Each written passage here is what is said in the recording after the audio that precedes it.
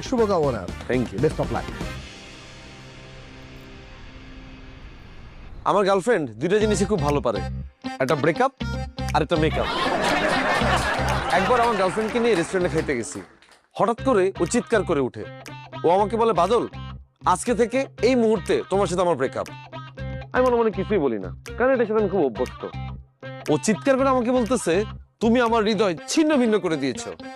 আর আমি মেনু কার্ডটা দেখে বলতেছি, তুমি আমার ওয়ালেটটা ছিন্ন ভিন্ন করে দিছো। আজকে থেকে বিরিয়ানি আমি একাই খাবো।